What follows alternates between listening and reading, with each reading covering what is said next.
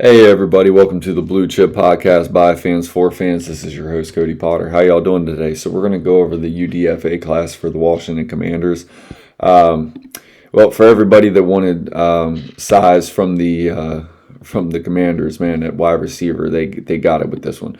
Jaden Bradley, 6'4", about 195 pounds. This is a guy that could actually make the roster. It's kind of why I started with this one. So Jaden Bradley, man, this guy played at UNLV, has some yards after a catch, has agility, can win down the field vertically, has some speed. I mean, actually, he's got more agility and run after the catch than a guy that you would expect for a guy his size. We also signed Chris Hilton Jr., former LSU wide receiver. He's played with Jaden Daniels, been in college for 5 years. Injuries have been the narrative with Chris Hilton Jr., so I really brought up the Jaden Bradley thing because the notes that I have on him is this guy can play in the NFL. There is going to be a jump. There's definitely a leap coming from UNLV. That said, Bill Jacory Cross-Gamera, he never got to play that last year at Kansas, but he did, do most of his damage, at New Mexico State, and, it really, really popped, and we saw what he became.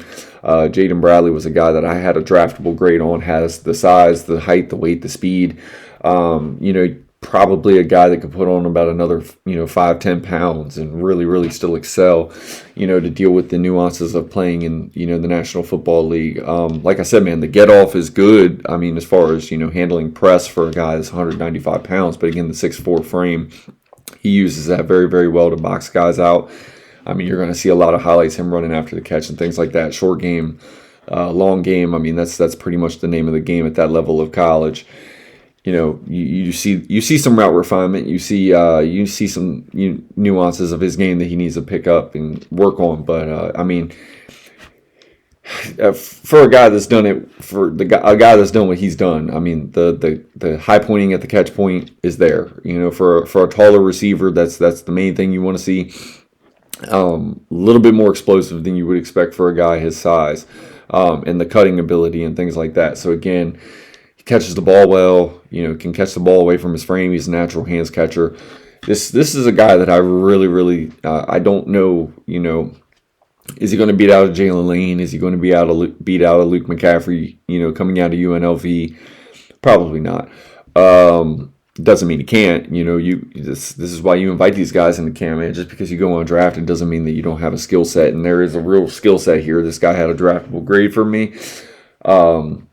Really, really excited about this player just to see what he can do in camp. Everybody wanted the Chris Bell, everybody wanted the, the Ted Hurst and things like that. Well, this guy's taller than both of those guys. Has a very similar, run after the catch, traits. So I mean, there's a skill set to be had, and there's a skill set to be tapped into for this, and that it's a body that we really, really don't have on this team. Luke McCaffrey and Treylon Burks at 6'2". Those are going to be our tallest wide receivers. So having a guy that's 6'4" that can high point the ball like this, do the comebacks, do the go routes and things like that. This is a guy that can win a roster spot. I mean, do I think he does it? It's really, really hard to say, especially if you start adding in Brandon Ayuk, Van Jefferson, and De'Ami Brown. That said, there is very much a world where it doesn't necessarily go that way. Would love to see this guy on the practice squad. I would really like to see what a lot of these guys, especially this next guy here, Robert Henry Jr. I'd really like to see what these guys look like next year. That's the thing with undrafted free agents. It's come in, pick up the playbook, work your ass off. Snap after snap after snap. Of course, injuries. We've seen it derail a lot of guys in preseason and things like that for undrafted free agents because they're giving it all they got, and then day after day after day of playing against NFL players in practice and in the weight room, sometimes these guys overdo it. Robert Henry Jr. is another guy that I had a draftable grade on coming out of UTSA. There's a skill set there. He fits the zone blocking scheme. It's the one cut and go.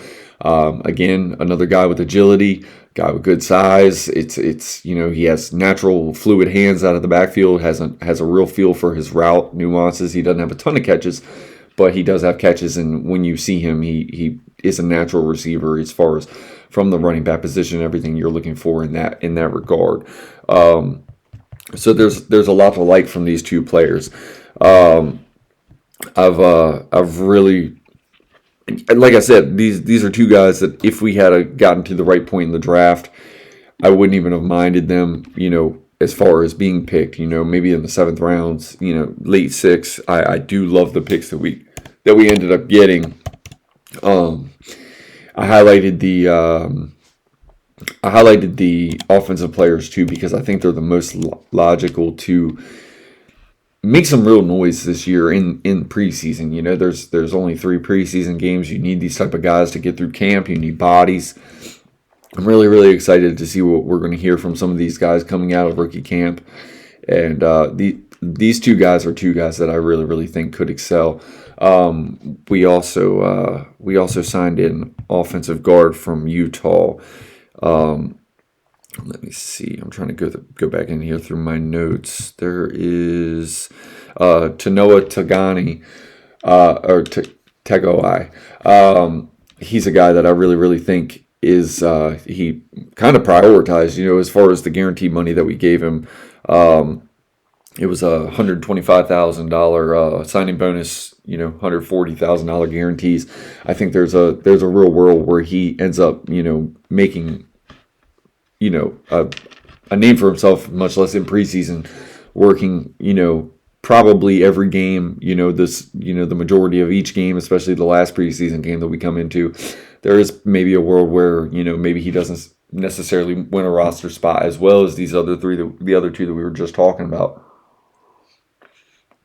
But he has all the size. He has the athletic markers that, you're looking for as far as the zone blocking scheme. Can he come in and compete?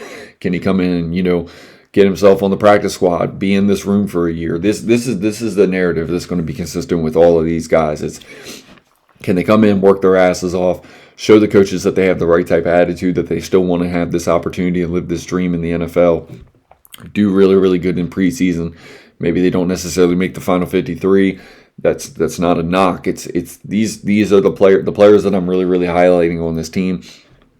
From this UDFA signing, these are guys that I think can win jobs over as far as, getting themselves, put on the practice squad, working, on the practice squad all year round.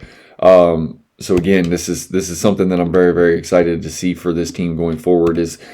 I like this draft class, but I love these UDFAs, and I mean, not every year do you pick up guys off the street as far as undrafted free agents that you think, hey man, they really have some developmental traits and things like that, that really, really factor into them being a part of this team going forward. And maybe, 2-3 years down the line, one of these guys really, really clicks and it works out for him.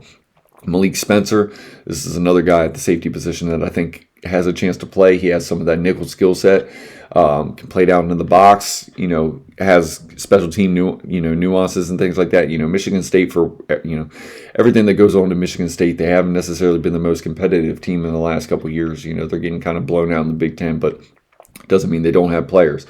Malik Spencer is the safety that I think, you look in the safety room, there's jobs to be had. They're only going to keep so many. But, you factor in the nickel skill set, the height, the weight, the speed. It's all there for this guy. So, I mean, let's see, like, what can he do? Can he win that job? You see him coming off the edge right there. It's this guy has that nickel skill set, that big, physical, intimidating body, maybe he's battling it out with Chris Norton, the safety that we've had from Texas Tech, who's another physical freak. Maybe he beats him out. Maybe he is the last safety that, makes it onto the 53-man roster. Again, these are guys that I'm highlighting because I think they have a real chance at being on this team's practice squad. And maybe over the course of the season, based off of injuries and things like that, there's a real chance that you get one of these guys on the roster, playing maybe even some meaningful snaps, whether it be special teams or, coming in on a pinch because they've just shown so much more, behind the scenes on the practice squad over the course of this year. Maybe they get some reps and maybe they get some go, and then maybe they make a play this year, and then maybe the confidence just, highlights from there. Next offseason, it's fair game, a year in the system and things like that. All of these guys schematically fit as well what I think this team looks for, not just only on offense, but on defense. Henry being the one cut and go running back. Bradley, to go up and get a skill set, having the body type that you really don't have in this room.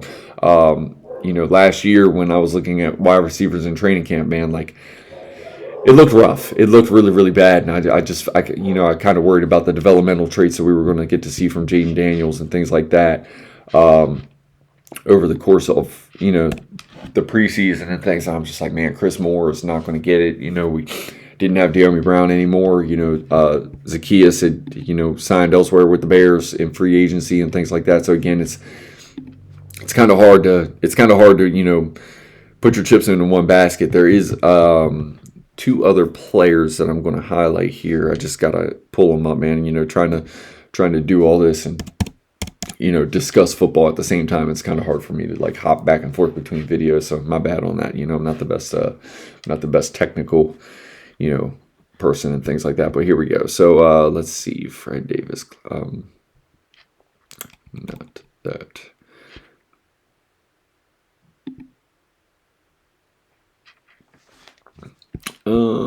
That's not what we were looking for. All right, I mean we can go on this, but I don't think this is the video that I was looking at. So Fred Davis, Northwestern, played at Jacksonville State. 6'3", 190 pounds. This is a cornerback that has everything you want. And I mean, if I was going to tell you the player that I think is the most likely to stick on with a roster spot, it would be this guy. Really, really good tape at Jacksonville State. Definitely a player that I am very high on, had a draftable grade, has the movement skills, has the attitude that you need from the cornerback position as far as tackling. Really, really good feet for a guy his size and movement skills. Ran a 4.35, so I mean he's got speed to burn, has the agility markers and everything that you're looking at for that position. There's a real skill set to be had, man. And, going from, Jacksonville State to Northwestern, he got up into the level of competition that you're is going to be a little bit closer to what you're going to play from, in the NFL. So it's not just, one player that I'm looking at all the way around. It's him taking the leap to a Power 5, conference and things like that. And then, demonstrating the ability to be able to perform in that conference, played I think the East-West Shrine game. So again, there's everything that you were looking to see from the guy along the end of his process and things like that I think is going to translate really, really well for him. Like I said, Jacksonville State, you saw everything you wanted to see, man. I mean, physical tackler, really, really good eyes, to the ball. When the ball is thrown before him, can play off zone, can play press man. Very, very good in both. He isn't grabby down the field. Showed that at both levels as far as Northwestern and at Jacksonville State. Really, like I said, the feet, the balance. I think he has every skill set that it's going to take to translate into an NFL player in this league. Maybe it doesn't happen this year. But if I had to pick one player that was most likely to be the player that comes in as far as being an undrafted free agent to make the actual 53 roster, it would be him. And then one player that I do like, we're going to discuss this player right now, Jeffrey Mabah. This is the nose tackle from SMU, man. If you watch my pod throughout the course of the season, man, I did a lot of work on Kelly Jennings. I liked Ahmad Moses, a couple other players from that SMU defense. Kelly Jennings was the quarterback, and I think he has a real shot of being, up there and being a top quarterback in the NFL, in college football next year to really get himself drafted. This is a 3-4 nose tackle. This is a guy that is dominating against the run, does everything you want. He can two gap it. He can one gap it. Like, again, we're talking very, very similarly to everything that we have talked about, before. Playing at SMU, we've seen this guy go up against, the ACC teams, the Clemsons, we've seen him play against SEC teams. You saw SMU beat Miami this past year, and Miami ended up being in the national title game. TCU is what's playing in the background, man. This is a guy that can realistically make this roster. There is a need for nose tackle on this team. I think these guys that I've highlighted, basically these five guys, as far as Henry, Bradley, Spencer, Maba, and then the corner I was just talking about. Fred Davis, and then Fred Davis the second. These five guys. If you told me that I had to pick, guys that can realistically make the practice squad, they are it. I do think the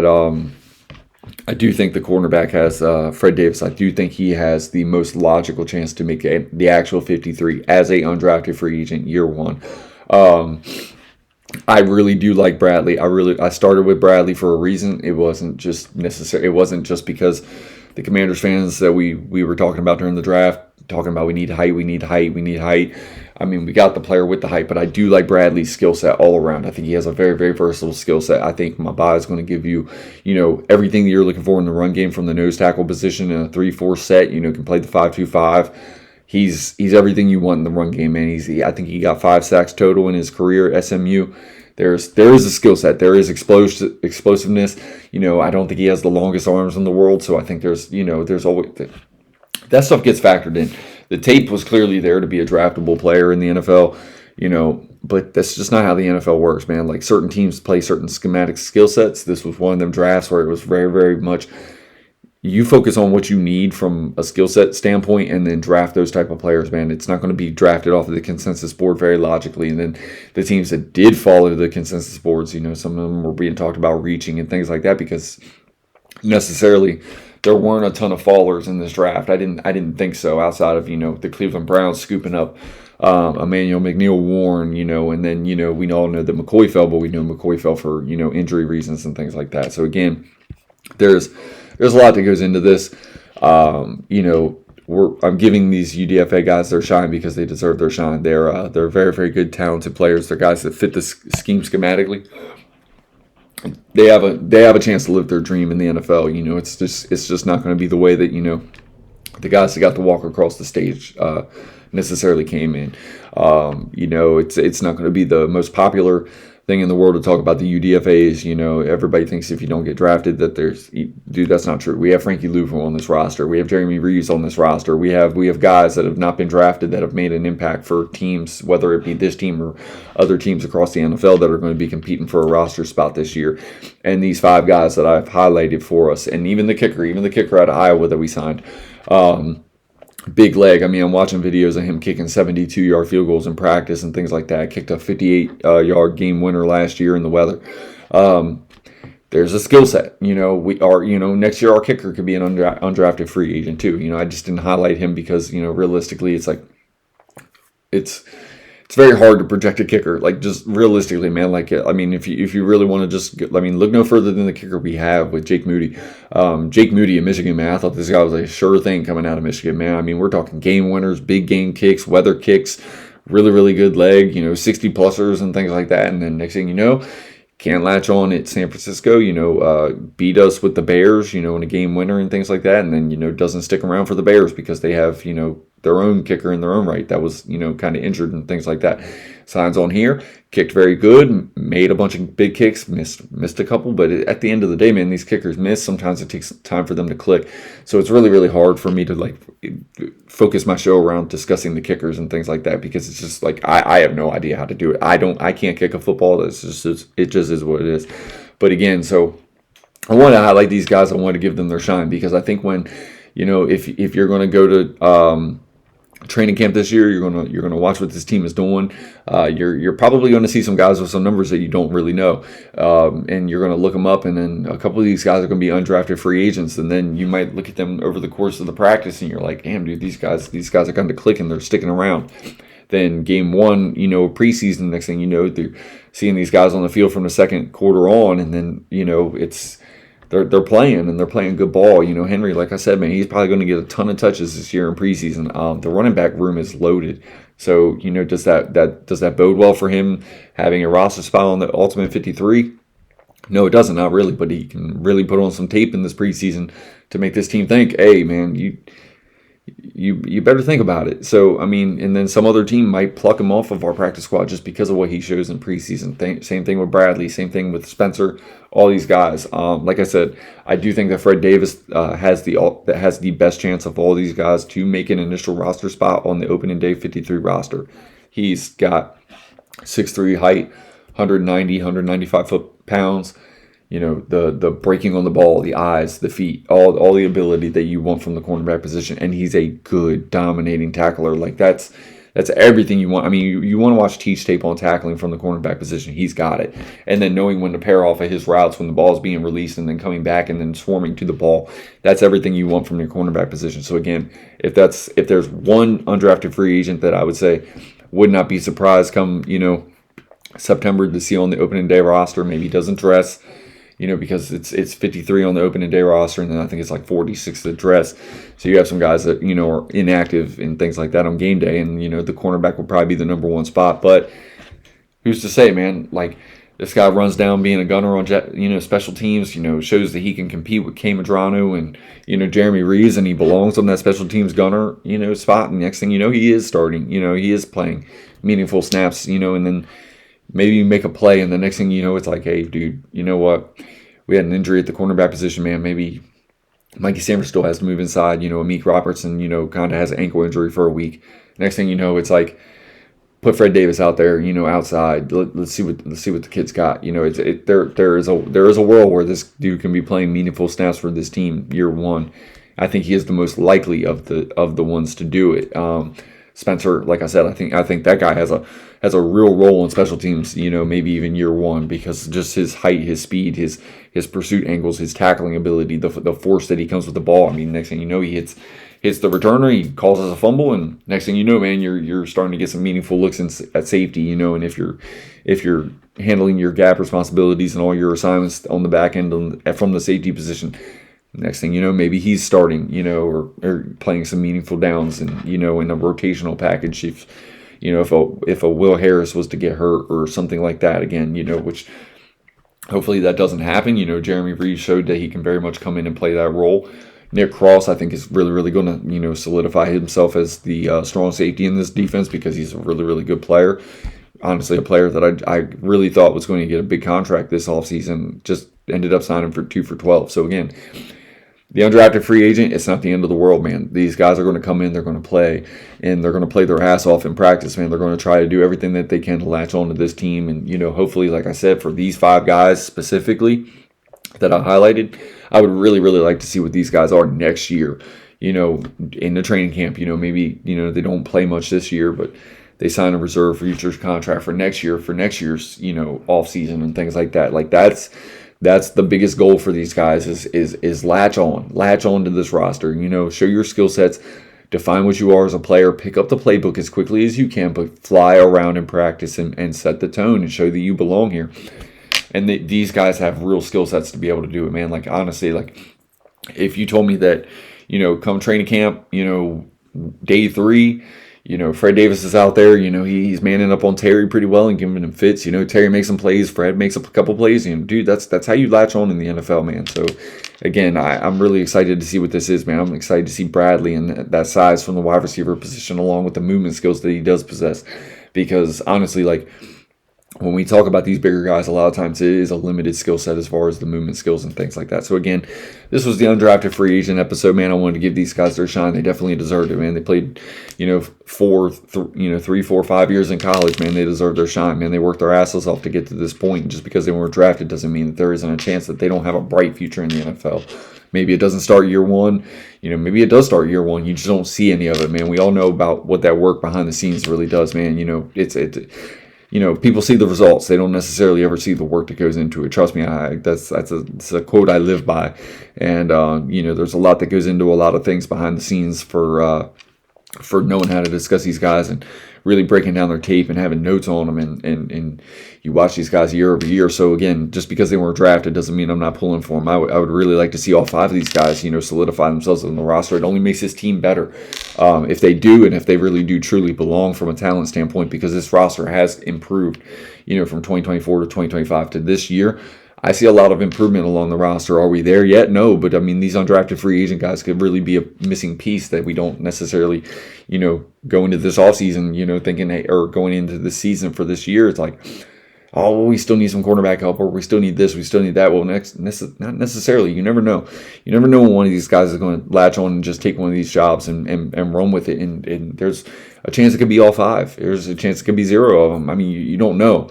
But, you hope you do. You hope you made some really, really smart key signings in the undrafted free agent market. We were very, very quick with some of our signings. Like I said, with Fred Davis, the offensive lineman, Bradley, and things like that. Like, we were very quick. We were very, very quick to get on them guys. So, again, these are guys that you clearly did some scouting on, clearly met with in some of the all-star game formats and things like that. And the next thing you know, they're signing on the team.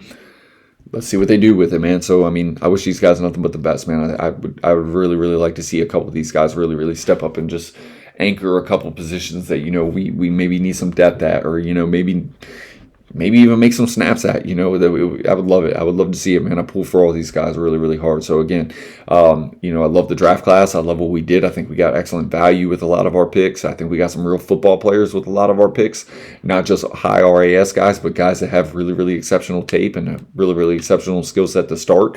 And now we got some undrafted free agents that I had not just draftable grades on, but these are guys that can play in the NFL. They truly are. So again, like I said, I'm excited to see some of these guys. We have undrafted free agents that are still on our roster for last year, and I think one of them guys could actually even, make a case for himself to be a starter, man, because he would have been a mid-round pick last year for me as far as my grading for him. The offensive lineman out of North Carolina State that we were lining up at center last year, just in case, there was the injuries with Tyler Biotish.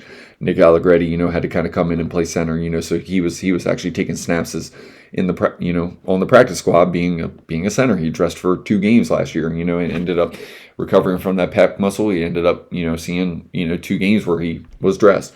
So again, it's you never know with these guys, man. Injuries happen in football. We know all too well. We saw it last year. So again, these guys have a real chance. I wanted to give them their shine. They deserve all their shine. I mean, there's a lot of hard work that went into it. So again, from the Blue Chip Podcast, man, I appreciate everybody for their time, for the views and everything like that. So have a blessed week and stay safe. Peace.